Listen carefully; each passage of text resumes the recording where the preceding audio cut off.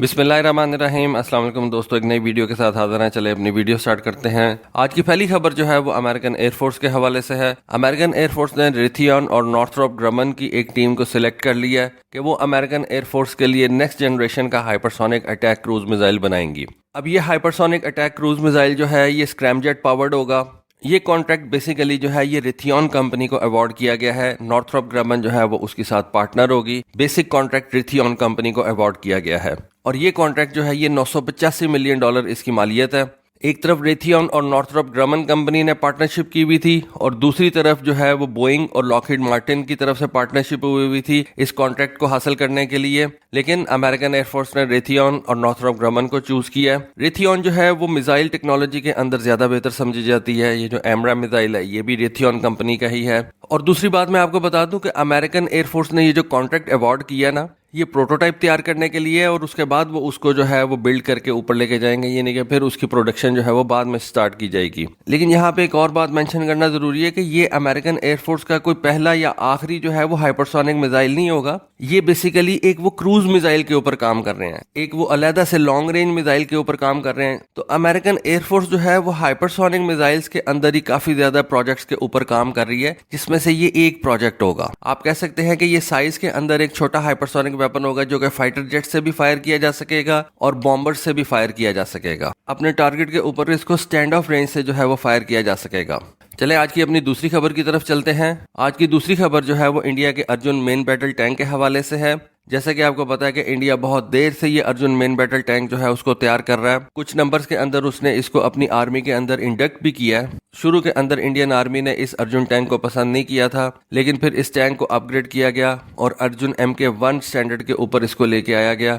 इस Arjun MK1 standard के तकरीबन 124 नंबर जो है वो इंडियन आर्मी के अंदर ऑपरेशनल है। फिर इसका एक मजीद मॉडर्न वर्जन जो है उसके ऊपर वर्किंग की गई, जिसके अंदर इसकी जो टर्रेट थी उसको बिल्कुल ही जो है वो चेंज कर दिया गया और इस नए वर्जन को उन्होंने अर्जुन MK1A का नाम दिया। अब ये जो अर्जुन MK1A वर्जन टैंक है इसके तकरीबन 118 यूनिट्स का ऑर्डर इंडियन आर्मी ने दे रखा है। पिछले साल सितंबर के अंदर उन्होंने ये ऑर्डर प्लेस किया था। अब इसके लिए उनको fire control electro optical systems की जरूरत है। ये जो टैंक के ऊपर 12.7 मिलीमीटर की गन लगी होती है उसके लिए उनको एक इलेक्ट्रो ऑप्टिकल सिस्टम की जरूरत है और इसके लिए जो बेल इंडिया की कंपनी है भारत इलेक्ट्रॉनिक लिमिटेड, उसने टोम्बो इमेजिंग का एक सिस्टम होता है LPOS, उसको सिलेक्ट किया है और ये टोम्बो इमेजिंग जो है वो इस 12.7 मिलीमीटर की गन के लिए LPOS multi sensor electro optical system जो है वो प्रोवाइड करेगी। ये कंपनी जो है ये 4-5 मुल्कों के अंदर काम कर रही है, जिनके अंदर अमेरिका, लातविया, इंडिया और एक और मुल्क शामिल है। इस कंपनी का एक ऑफिस इंडिया के अंदर भी है। डेफिनेटली इंडिया जो है वो दुनिया के अंदर बड़े बड़े डिफेंस एक्सपेंस करने के अंदर उसका नंबर आता है, तो इस वजह से इस कंपनी ने भी इंडिया के अंदर अपना ऑफिस खोला हुआ है और अब उसका ये जो LPOS सिस्टम है ये इंडिया के अर्जुन मेन बैटल टैंक के अंदर लगाया जाएगा।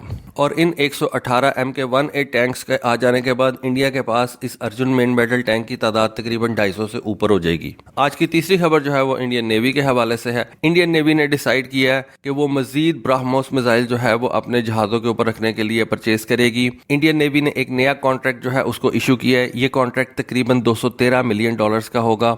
इंडियन मिनिस्ट्री ऑफ डिफेंस ने ये contract BrahMos aerospace private limited के साथ 22 सितंबर को साइन किया और इस कॉन्ट्रैक्ट के अंदर मजीद ब्राह्मोस मिसाइल जो है वो इंडियन नेवी के फ्लीट के लिए हासिल किए जाएंगे। इस दफा जो ब्राह्मोस मिसाइल इंडियन नेवी के लिए हासिल किए जाएंगे वो एक्सटेंडेड रेंज वेरिएंट वाले होंगे और एक अंदाजे के मुताबिक इन मिसाइल्स की रेंज तकरीबन 350 से 400 किलोमीटर की होगी। ये वाले मिसाइल्स इंडिया के नए विशाखापट्टनम क्लास के डिस्ट्रॉयर्स के लिए हासिल की जा रही है। लेकिन इस खबर के अंदर ये नहीं बताया गया कि $213 मिलियन के इफ्स कितने मिसाइल्स जो है वो हासिल किए जा रहे हैं। आज की आखिरी खबर जो है वो यमन के हौती बागियों के हवाले से है। हौती बागियों ने 21 सितंबर को यमन के शहर सना के अंदर एक परेड मुनक्कद की। ये एक मिलिट्री परेड थी जिसके अंदर उन्होंने अपने मुख्तलिफ वेपन्स जो हैं वो दुनिया के सामने रखे, दुनिया को शो करवाए। इस परेड के अंदर जो सबसे इम्पोर्टेंट चीज जो नजर आई वो उन्होंने एक मिसाइल दुनिया के सामने रखा जिसके ऊपर लिखा हुआ था फलक। मतलब उन्होंने इस मिसाइल को फलक का नाम दिया था। अगर इस मिसाइल के ऊपर आप अपनी सिर्फ एक ही नजर दौड़ाएं तो आपको पता चल जाता है कि ये बेसिकली ईरान का क़याम मिसाइल है जिसको हौती बागियों ने फलक का नाम दिया है। यहाँ पे जो चीजें हैं ना वो सऊदी अरेबिया और यूएई के लिए बड़ी खतरनाक हो जाती हैं, क्योंकि ये जो फलक मिसाइल है इसकी रेंज बहुत ज्यादा है। बेसिकली ये जैसा कि मैंने बताया कि ये ईरान का क्याम मिसाइल ही है, और इस क्याम मिसाइल की जो रेंज है वो तकरीबन 800 किलोमीटर है। और इसके आप ये देख सकते हैं कि री एंट्री व्हीकल के ऊपर ये फिन्स लगे हुए हैं, तो ये एक अच्छी खासी रेंज वाला बैलिस्टिक मिसाइल है, जिसको अगर यमन से फायर किया जाए तो इस मिसाइल की रेंज के अंदर सऊदी अरेबिया की बड़ी हाई वैल्यू जगह जो है वो आ जाती हैं, यूएई की बड़ी हाई वैल्यू प्लेसेस जो है वो आ जाती हैं। और ये मिसाइल जो है इसको आप easily short range ballistic missile की कैटेगरी के अंदर रख सकते हैं। ये जो क्याम मिसाइल है ये बेसिकली ईरान का ही जो शहाब 2 मिसाइल था उसकी कॉपी है, उसकी आप कह लें कि एडवांस कॉपी है। और जो शहाब 2 मिसाइल था वो बेसिकली सोवियत यूनियन के स्कड सी मिसाइल की कॉपी थी। तो ये बेसिकली जो टेक्नोलॉजी चलती आ रही है ये सोवियत यूनियन की ही है, लेकिन अब हर कंट्री जो है वो इस टेक्नोलॉजी को हासिल करके अपने मुताबिक जो है वो अपग्रेड कर लेता है, उसकी रेंज को इंक्रीज कर लेता है, उसकी एक्यूरेसी को बेहतर बना लेता है। अब ऐसा लगता है कि ईरान ने इस बैलिस्टिक मिसाइल को यमन के हौती बागियों के हवाले कर दिया, और ये किसी भी तरह से सऊदी अरेबिया और यूएई के लिए कोई भी अच्छी खबर नहीं है, क्योंकि 800 किलोमीटर रेंज वाला मिसाइल इजीली सऊदी अरेबिया के अंदर किसी भी अहम मुकाम के अंदर पहुंच सकता है, यूएई के अंदर किसी भी अहम जगह के ऊपर जो है वो पहुंच सकता है। तो दोस्तों ये थी आज की वीडियो, ये थी आज की इन्फॉर्मेशन। होपफुली आपको आज की वीडियो और इन्फॉर्मेशन पसंद आई होगी। कॉमेंट सेक्शन में अपनी राय से जरूर आगाह कीजिएगा। आज के लिए बस इतना ही। Thank you. Allah Hafiz.